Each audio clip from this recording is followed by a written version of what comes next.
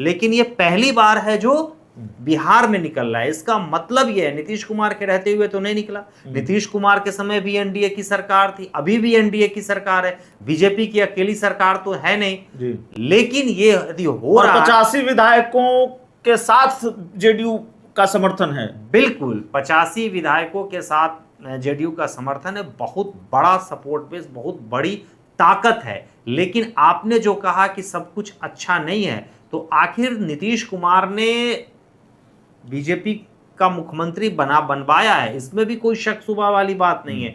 लेकिन ये जेडीयू कैसे स्वीकार करेगी कि उसकी जो अपनी पहचान है, अपनी जो आइडेंटिटी है, बीजेपी के साथ रहते हुए भी सेकुलर वाली जो आइडेंटिटी है, नीतीश कुमार की जो साख है, नीतीश कुमार का जो इमेज है, वह नीतीश कुमार के रहते हुए उसमें डेंट लगे। नेतृत्वकर्ता कौन है जो यह डिसीजन लेगा कि अब हमें बीजेपी के साथ नहीं रहना है? चिराग पासवान जो है वह भी अपना चेहरा जो है वो क्या कहते हैं कि वह भी सेकुलर इमेज ही अपना रखना चाहते हैं कि ताकि भविष्य में हमें कोई दिक्कत नहीं हो मुसलमान को अपने साथ जोड़ने में। यदि बीजेपी हमसे हटे तो कांग्रेस की तरफ शिफ्ट होने में हमें परेशानी नहीं हो।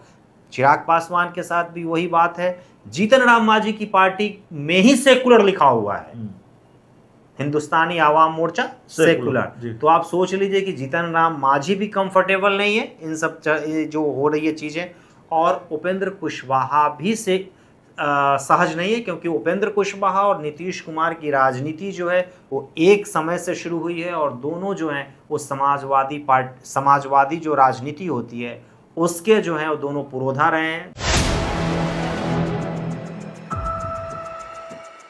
नमस्कार, आप देख रहे हैं 4 PM और मैं हूं अभिषेक मिश्रा।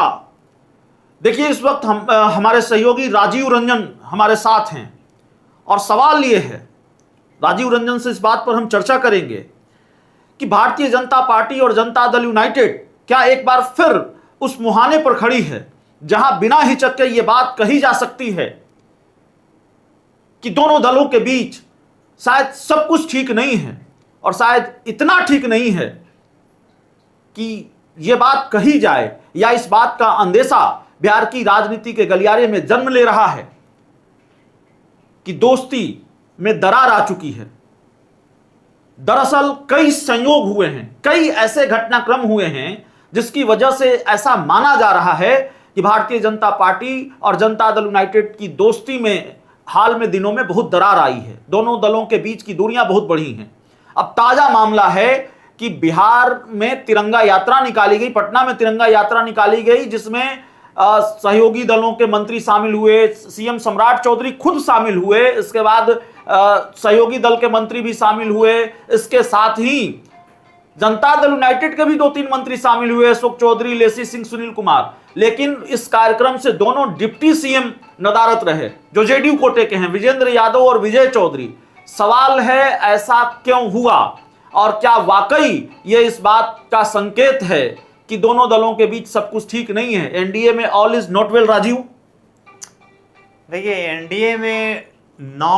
एनडीए में जो आप कह रहे हैं कि everything is not in its own place, तो आप कह सकते हैं कि इसको कह भी सकते हैं, नहीं भी कह सकते हैं, क्योंकि जिस तरह से बीजेपी की सरकार यहाँ पर बनी है और सम्राट चौधरी जो हैं वो मुख्यमंत्री बने हैं, तो बीजेपी की यह पूरी कोशिश है कि अब यहाँ पर एनडीए की सरकार ना रहते हुए बीजेपी का शासन यहाँ पर हो, बीजेपी का यहाँ पर मुख्यमंत्री हो, ऐसा जो है वो बीजेपी प्रतीत करवाना चाह रही है। हमने इसके पहले मध्य प्रदेश में भी मैं रहा हूँ, वहाँ की भी सरकार को हमने कवर किया है, उत्तर प्रदेश की भी सरकार को हमने कवर किया है। तो आप देखिए, तो उत्तर प्रदेश में भी तो एनडीए की ही सरकार है, लेकिन वहां पर क्या कहा जाता है कि भाजपा सरकार है, योगी सरकार है। तो बीजेपी की यहाँ पर यही कोशिश है कि लोग भी यहाँ पर इसी तरह से एनडीए की जो सरकार है उसको बीजेपी की सरकार के तौर पर कंसीडर करे,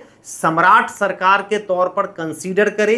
और इसलिए आपने देखा है कि धीरे धीरे, जिसको कहते हैं आहिस्ता आहिस्ता, जो है वो बीजेपी अपना जो उनका रंग है, रूप है, जो काम करने का तरीका है, जो एजेंडा है, उन सारे चीज़ों पर वो जा रहे हैं। जैसे कि मॉडल स्कूल बनाने की बात है। इसके पहले यदि नीतीश कुमार के रहते हुए ये कॉन्सेप्ट आया हुआ होता तो उसकी बिल्डिंग का जो भगवाकरण जो है, भगवाकरण इन द सेंस जो भगवा कलर से जो उसकी पुताई हुई है, ऐसा कभी नहीं होता। अभी जो तिरंगा यात्रा जो है निकाला जा रहा है, इसके पहले जब से केंद्र में सरकार आई है बीजेपी की, तिरंगा यात्रा जो है अक्रॉस द कंट्री जहां जहां बीजेपी का शासन रहा है वहां पर निकलता रहा है जी। केंद्र सरकार निकालती रही है, राज्य सरकार निकालती रही है, लेकिन ये पहली बार है जो बिहार में निकल रहा है। इसका मतलब ये है नीतीश कुमार के रहते हुए तो नहीं निकला। नीतीश कुमार के समय भी एनडीए की सरकार थी, अभी भी एनडीए की सरकार है,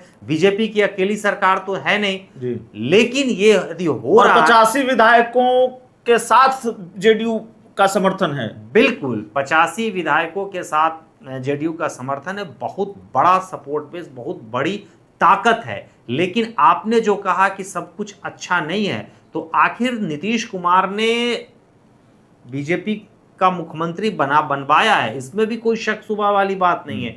लेकिन ये जेडीयू कैसे स्वीकार करेगी कि उसकी जो अपनी पहचान है, अपनी जो आइडेंटिटी है, बीजेपी के साथ रहते हुए भी सेकुलर वाली जो आइडेंटिटी है, नीतीश कुमार की जो साख है, नीतीश कुमार का जो इमेज है, वह नीतीश कुमार के रहते हुए उसमें डेंट लगे, ये जेडीयू स्वीकार नहीं कर सकती है, किसी भी कीमत पर स्वीकार नहीं कर सकती है। और इसलिए जो आप कह रहे हैं कि सब कुछ अच्छा नहीं चल रहा है, तो इसमें कहीं कोई दो मत नहीं। सम्राट चौधरी जब मुख्यमंत्री बने राजीव, तो जनता दल यूनाइटेड के नेताओं ने और जेडीयू ने बिल्कुल दम ठोक कर कहा, जिसको खम ठोक कर कहते हैं, डंके की चोट पर कहा कि भाई नीतीश मॉडल पर ही सरकार चलेगी। सरकार तो नीतीश मॉडल पर ही चलेगी, मुख्यमंत्री कोई हो।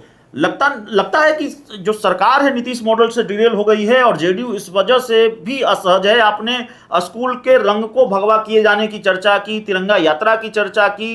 तिरंगे से किसी को परहेज क्या हो सकती है? तिरंगा हमारा राष्ट्र ध्वज है और जाहिर तौर पर हम सब राष्ट्रभक्त हैं, लेकिन जाहिर तौर पर उसके अपने सियासी मायने भी हैं, जिसकी चर्चा आपने की।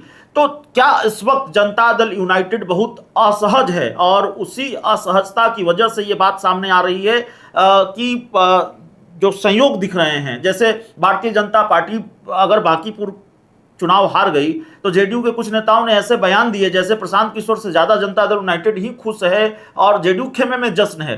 तो क्या ये दोस्ती दरार की तरफ बढ़ रही है? देखिए, आपने बोला कि बहुत ज्यादा दम्भ ठोक कर, खूंटा ठोक कर, ताल ठोक कर जेडीयू के लोग कह रहे थे कि नीतीश मॉडल पर सरकार चलेगी जी।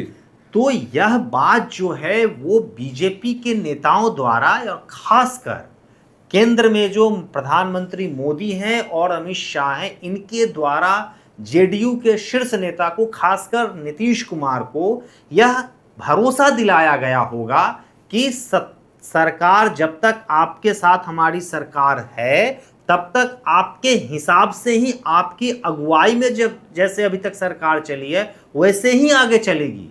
आपकी जो इमेज है उस इमेज को डेंट हम लोग लगने नहीं देंगे। यह सब सारा जो इंटरनल डील हुआ होगा तभी नीतीश कुमार तैयार हुए होंगे बीजेपी को। डेंट लग रही है। बीजेपी ने वादा खिलाफी की है या वादा खिलाफी की राह पर है, आपको लगता है? नहीं, इसमें हमें लगने और आपके लगने का इसमें कोई मतलब ही है, तो साफ दिख रहा है ना। जो चीजें दिख रही हैं उसमें यदि हम उसको डिनाई कर दे, इसका मतलब क्या है कि वो सत्य थोड़ी नहीं है। आप उसको डिनाई कर दे, इसका मतलब ये थोड़ी है कि वो सामने वो सत्यता के साथ नहीं है। आप हमें खुद बताएं, आप हमें बताइए कि आज तक इसका सबसे बड़ा उदाहरण है, यदि कोई बीजेपी का नेता इसको डिनाइल करता है तो उससे यह पूछा जाना चाहिए कि तिरंगा यात्रा नीतीश कुमार के मुख्यमंत्री रहते हुए बिहार में क्यों नहीं हुआ। जिस तरह से बिहार के मुख्यमंत्री सम्राट चौधरी ने तिरंगा यात्रा की शुरुआत की, उसमें वो खुद शामिल हुए। एनडीए की सरकार अभी भी है, एनडीए की सरकार पिछले साल भी थी, उसके पिछले साल भी थी। तो इस तरह से तिरंगा यात्रा क्यों नहीं किया गया? और एक मॉडल स्कूल अभी लाया गया, ये नया कॉन्सेप्ट है। आई एग्री, सम्राट सरकार जब आई है तो सम्राट सरकार का ये कॉन्सेप्ट है, लेकिन उसको जिस तरह से केसरिया रंग से उसकी जो पुताई की गई है, इसके पहले किसी भी स्कूल की, किसी भी संस्थान की, सरकारी संस्थान की इस तरह से केसरिया रंग से पुताई क्यों नहीं की गई? यह सवाल तो है ना। यदि ये ऐसा हो रहा है तो निश्चित तौर फिर ये दोस्ती कितनी दूर तक, कितनी देर तक चल पाएगी, यह भी बड़ा सवाल है। जेडीयू के पास अब रास्ता क्या है? क्या देखिए, जेडीयू ने कई बार बाजी पलटी है या पलटी मारी है। नीतीश कुमार को लेकर इस तरह की चर्चा होती है। चर्चा क्या है? वो अतीत है जेडीयू का और नीतीश कुमार की राजनीति का। क्या अब जेडीयू उस पोजीशन में है? नंबर तो है जनता दल यूनाइटेड के पास, और इंडिया गठबंधन अगर मिल जाए, जेडीयू और इंडिया गठबंधन के विधायक मिल जाए तो नंबर है, नंबर का जुगाड़ हो जाएगा। लेकिन क्या उस खेल की गुंजाइश है? उस खेल की तरफ बिहार की राजनीति बढ़ रही है? देखिए, उसमें कहते हैं कि टीम वही मजबूत होता है जिसका कैप्टन मजबूत होता है। सेना उसी का सेना मजबूत है जिसका सेनापति मजबूत है।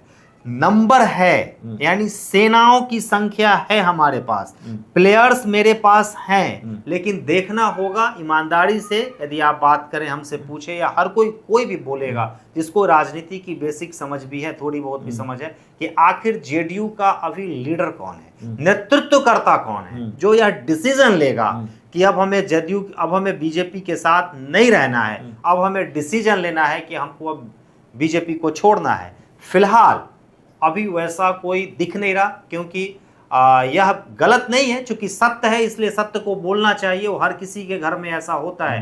नीतीश कुमार की अब वह मनोदशा, मैं बोला हर किसी के घर में, मतलब हर किसी के घर में बुजुर्ग होते हैं, उनकी ऐसी स्थिति हो सकती है। उम्र और तबीयत पर किसी का अख्तियार नहीं होता, किसी का अख्तियार नहीं है। तो नीतीश कुमार की अब वह स्थिति नहीं है कि वह जेडीयू को लीड करे, कोई वह उस तरह का डिसाइसिव निर्णय ले, शिफ्ट होने का, इधर जाने का, उधर जाने का।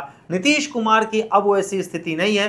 तो यह देखना होगा कि क्या निशांत उतने कैपेबल हो गए हैं कोई उस तरह से डिसाइसिव निर्णय लेने के लिए, या अभी जो दो नेता नीतीश कुमार के राइट और लेफ्ट दिखते हैं, संजय झा और ललन सिंह, क्या वह इतने कैपेबल हैं कि कोई डिसाइसिव निर्णय लें? या कुछ लोग ये आरोप लगाते हैं कि इन दोनों नेताओं में बीजेपी की आत्मा घुस गई है। तो क्या यह इन सब सारी चीज़ों को, नीतीश कुमार के इमेज को बचाने के लिए अपने अंदर जो बीजेपी का जो कमल वाला जो आत्मा घुसा हुआ है उसको बाहर निकाल देंगे और नीतीश के चेहरा को सेव कर लेंगे? यह कह पाना बहुत ही मुश्किल है। आखिरी सवाल है राजीव, आपने कहा कि नीतीश कुमार जिन सिद्धांतों पर चले, जो आइडियोलॉजी नीतीश कुमार की थी, बिल्कुल, बिल्कुल। और या फिर नीतीश कुमार का वो 3C वाला डायलॉग कि क्राइम, करप्शन, कम्युनलिज्म से हम समझौता नहीं करेंगे। तो जो दिख रहा है, आपने कहा कि दिख रहा है कि आइडियोलॉजी से समझौता हो रहा है। नीतीश कुमार की आइडियोलॉजी पर तो सरकार नहीं चल रही है। और तो जेडीयू, लगता नहीं कि जेडीयू के पास आगे कुआं पीछे खाई वाला रास्ता है। जेडीयू आज उस दोराहे पर आकर खड़ी हो गई है। या तो वो भारतीय जनता पार्टी के साथ रहे और ये दिखे कि उसकी रेपुटेशन ये बनता जाए, उसकी छवि ये बनती जाए कि भाई उसने जेडीयू ने समझौता कर लिया है, जेडीयू अपनी आइडियोलॉजी से भटक गई है, जो कि एक परसेप्शन भी बनता जा रहा है। या फिर वो बीजेपी से अलग हो। देखिए, उसमें आप अभिषेक जी, आप सारी बातों को समझते हैं, गहराई से समझते हैं। आप हमसे पूछ रहे हैं लेकिन समझते सारी बातों को आप ही है। बीजेपी जब मोदी साहब ने कमान संभाला बीजेपी का और अमित शाह ने कमान संभाला, तो बीजेपी मजबूत होती चली गई। ठीक उसी तरह जेडीयू में अभी लीडरशिप क्राइसिस है, इस बात से कोई डिनाई नहीं कर सकता है। इसलिए सारी चीजें आ रही है। अब जो असहजता है जेडीयू के अंदर कुछ नेताओं की, कुछ बड़े नेताओं की, अब या तो वह कॉम्प्रोमाइज करके जेडीयू के साथ बने रहें, बीजेपी सरकार में मजा लेते रहें, या फिर साइड हो जाएं, अपना कहीं रास्ता अपना ले। लेकिन इसमें कोई कहने में गुरेज नहीं है कि जेडीयू के अंदर जो है वो लीडरशिप क्राइसिस है नीतीश कुमार के इस तरह से मनोस्थिति होने के बाद, और इसी का फायदा जो है वो बीजेपी उठा रही है। इसमें भी कोई दो मत वाली बात नहीं है। और यह बात भी तय है, जैसा कि आपने अभी तक 10-12 साल में बीजेपी का जो कैरेक्टर है, चरित्र है सरकार को लीड करने का, चाहे वो केंद्र में हो या फिर विभिन्न प्रदेशों में हो, कि बीजेपी अपने अपनी जो उसकी आइडियोलॉजी है उसके साथ वो कॉम्प्रोमाइज नहीं करती है। और बिहार में भी बीजेपी जो है वो अपनी आइडियोलॉजी के साथ हालिया कॉम्प्रोमाइज नहीं करेगी। और ये सब जो कुछ भी हो रहा है अभिषेक जी, जो कुछ भी हो रहा है, इवन इसमें जेडीयू ही सिर्फ अकेली पार्टी नहीं है। चिराग पासवान जो है वह भी अपना चेहरा जो है वो क्या कहते हैं कि वह भी सेकुलर इमेज ही अपना रखना चाहते हैं कि ताकि भविष्य में हमें कोई दिक्कत नहीं हो मुसलमान को अपने साथ जोड़ने में। यदि बीजेपी हमसे हटे तो कांग्रेस की तरफ शिफ्ट होने में हमें परेशानी नहीं हो। चिराग पासवान के साथ भी वही बात है। जीतन राम मांझी की पार्टी में ही सेकुलर लिखा हुआ है, हिंदुस्तानी आवाम मोर्चा सेकुलर। तो आप सोच लीजिए कि जीतन राम मांझी भी कंफर्टेबल नहीं है इन सब जो हो रही है चीजें, और उपेंद्र कुशवाहा भी से सहज नहीं है, क्योंकि उपेंद्र कुशवाहा और नीतीश कुमार की राजनीति जो है वो एक समय से शुरू हुई है और दोनों जो हैं वो समाजवादी जो राजनीति होती है उसके जो हैं वो दोनों पुरोधा रहे हैं, दोनों इस विचार में विश्वास करने वाले लोग रहे हैं। तो आप सिर्फ जेडीयू की ही बात मत कीजिए, एनडीए के अंदर और भी जो घटक दल है, सारी घटक दल को ये जो बीजेपी जो डिसीजन ले रही है, जो वो आगे मूव कर रही है, उससे असहजता है। इसमें कोई शक शुबा वाली बात नहीं है। तो इसमें इस खबर और इस बात की पुष्टि करने की किसी जो मैंने जिन पार्टियों का नाम लिया उससे जरूरी भी नहीं, उसकी जरूरत नहीं है।